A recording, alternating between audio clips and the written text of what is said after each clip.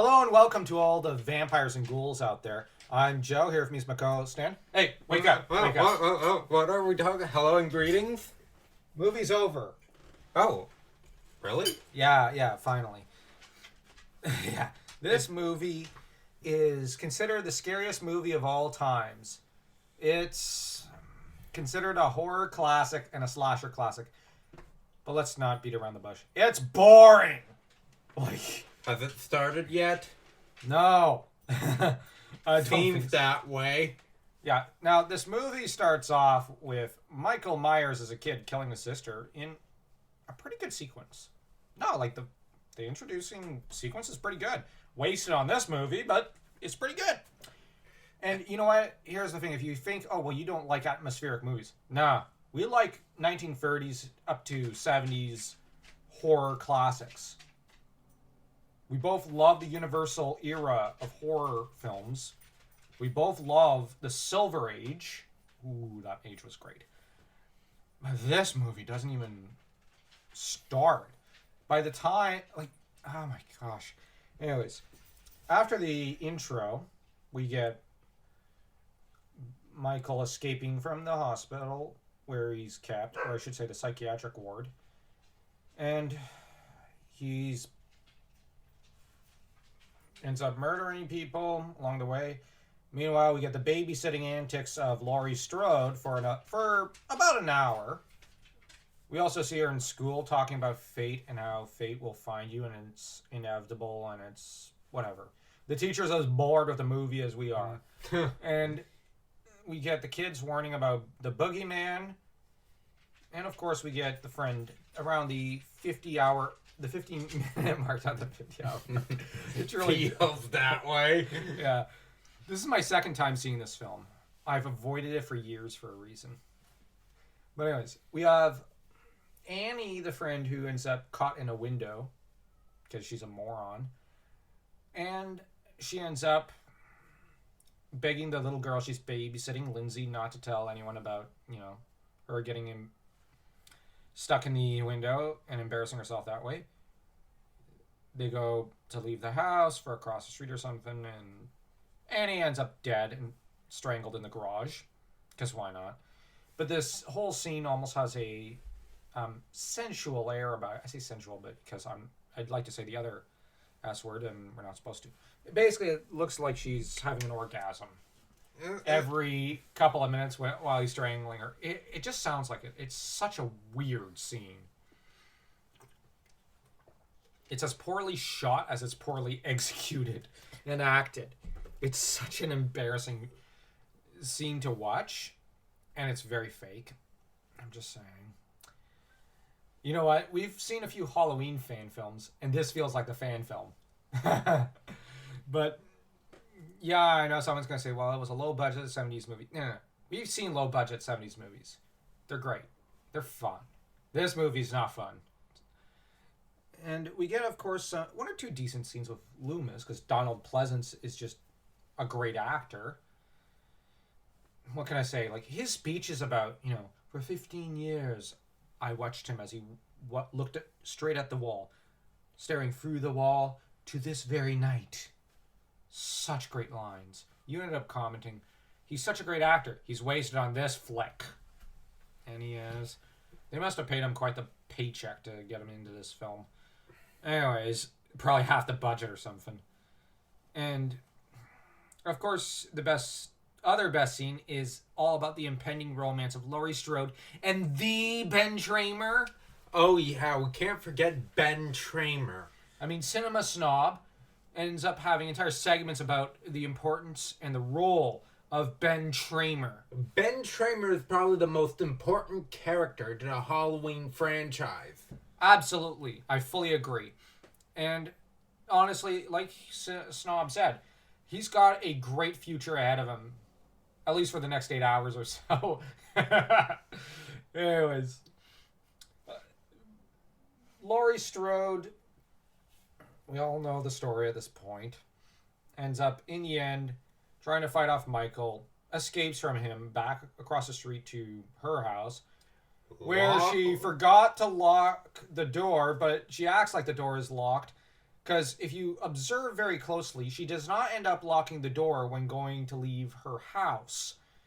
So that her screaming and hollering and crying while Michael just, I don't know, takes forever and a day to get there. Like, he's not even walking at a regular pace. He's just shuffling, like half a millimeter at a time. He's almost advancing backwards. He's going so slow. I mean, by the time he's arrived there, Jason Voorhees would have put the entire street in a river of blood. Heck, by the time Michael makes it across the street, it'll be... No, it won't be Halloween H2O. It'll be basically the 2018 4HO or whatever. But by the time he's crossed the street, all the other slasher monster villains will actually have walkers. Will have walkers, and they've already been through more than 6 to 7 movies. Exactly. Not counting spin-offs and prequels. Exactly. But this film is just, it's such a disgrace. But by the time he makes it across the street, she's finally entered the house with the kid unlocking the door. It wasn't locked. I guess the kid locked it behind her. Or she locked herself out after she got there. She had the keys and she left with the keys, but she didn't lock the door. Like, did she... Like, it's such a dumb scene. While running from Michael Myers, did she lock the door on herself? Like, oh, right there. Like, right as she arrived. So that she could then wake up the kid. Man, what a jerk. Ben Tramer will obviously not go for that sort of woman. You know who she should call in order to take care of Michael Myers? Yeah, I know. The Ghostbusters. Tommy Jarvis. Yeah, he'd probably take care of him. Like, honestly. Anyways, he at least has to deal with an actual, villain. Anyways, she makes it up the stairs, warns the kids, and apparently forgot to lock the door or something because Michael ends up appearing right behind her because why not? And she then fights him off, stabs him a few times after she ends up in the closet. No comments about that, please. And he ends up trying to get into the closet. Again, please, no comments. No comments. And she fights him off out of the closet. Sorry, we can't help ourselves. And he then ends up just fought off, knocked out. She ends up just getting the kids out. And rather than finishing Michael off, like Tommy Jarvis might, she falls asleep pretty much almost next to him, just in the doorway. Like, he then takes an entire 5 minutes, and seriously, it does take 2 to 5 minutes for him to wake up because he got to pad this stuff out. You see him just glance around like, wait, I'm alive? Like, with such confusion, and it's like, you almost want to go, yeah, I totally get it, Michael. Go for it. Because, if she's dumb enough to fall asleep right... Like, when there's what the heck? Why would she fall asleep? Like, did she not get any sleep for 2 nights in a row? Like, what's going on? And Michael... Of course, she's the dumbest character in the film, and of course, she's the survivor.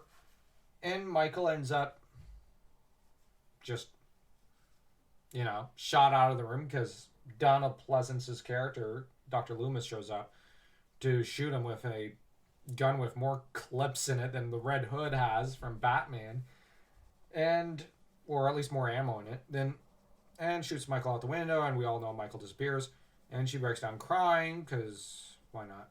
And no, it would be traumatic, but seriously, why didn't she finish him off or run away? Like, why did she fall asleep?